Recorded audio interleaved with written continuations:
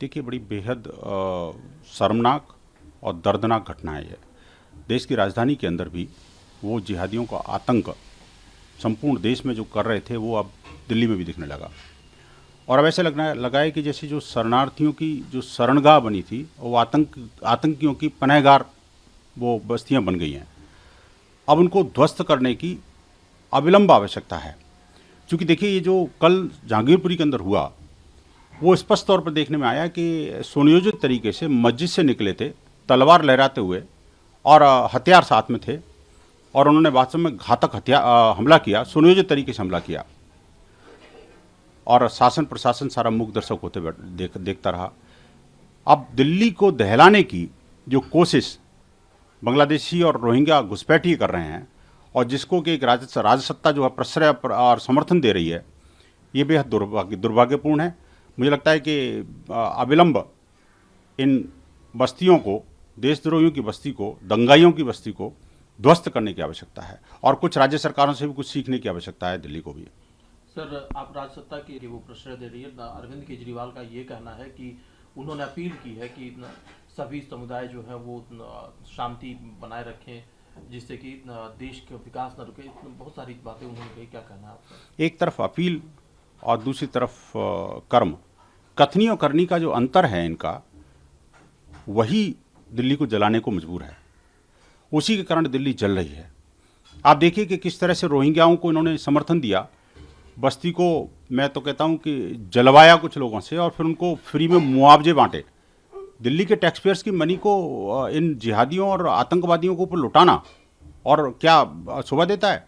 किसको नहीं पता कि जो शिव बिहार में जो हिंदुओं पर हमले हुए थे वो उन्हीं का पार्षद था। जो एनटीसी और एनआरसी प्रोटेस्ट हुआ था वो इन्हीं का विधायक था जो उसको लीड कर रहा था। और उनमें कौन बैठे थे? वही रोहिंग्या और बांग्लादेशी घुसपैठी है ना। संपूर्ण देश को जलाने की जो कोशिश इन जिहादियों के द्वारा और उनके पाले हुए या उनको प्रोत्साहन देने वाली सरकार और राजसत्ताओं के द्वारा हो रहे हैं, अब हिंदू बर्दाश्त नहीं करेगा इसको। सर, वो उन्होंने एक ज्वाइंट स्टेटमेंट उन्होंने निकाला है, जिसमें कि सोनिया गांधी, शरद पवार जैसे भी नेता शामिल हैं, और उन्होंने सवाल उठाए जो कम्युनल क्लैशेस हो रहे हैं उनको लेकर के, और उस पर सवाल उठाया है कि प्रधानमंत्री जी चुप क्यों हैं। क्या कहना है आपका? देखिए, उंगली प्रधानमंत्री की तरफ उठा रहे हैं और उनकी 4 उंगली इनकी तरफ हैं। इनको समझना चाहिए। अगर ये स्वयं अपने अंतर मन में झांक लें और जिस तरह से देशद्रोहियों को और हिंदू द्रोहियों को पनाह देना ये बंद कर दें, तो अपने आप देश की स्थितियां बदल जाएंगी। ये बार बार जिस तरह से इन देश के दुश्मनों को प्रोत्साहन देते हैं, प्रमोट करते हैं, देश के अंदर दंगा भड़काने के फर्जी वीडियो ट्वीट करते हैं, इससे इनकी सबकी मानसिकता स्पष्ट हो चुकी है। अब देश जान रहा है कि कौन देश के साथ खड़ा है और कौन देश विरोधी है। इसीलिए इनका एक एक करके सुपड़ा साफ होता जा रहा है। और आप देखिए कि एक तरफ तो जो हिंदुओं पर हमलावरों को प्रोत्साहन दे रहे हैं ये, और दूसरी तरफ हिंदुओं की धार्मिक यात्राओं को और ये जो शोभा यात्राएं हैं, जो धार्मिक कार्यक्रम हैं, उन पर प्रतिबंध लगा रहे हैं। कौन लगा रहे हैं भाई? करौली के अंदर अभी तक कोई खास ठोस कार्रवाई तो नहीं हुई। वो मूल अपराधी हैं, वो अभी भी भागे हुए हैं। ऊपर से हिंदुओं की यात्राओं पर प्रतिबंध लगा दो आप पूरे 1 महीने के लिए। एक नहीं, कम से कम 20 हमारे पर्व त्योहार और सारे स्वाहा कर दिए उन्होंने।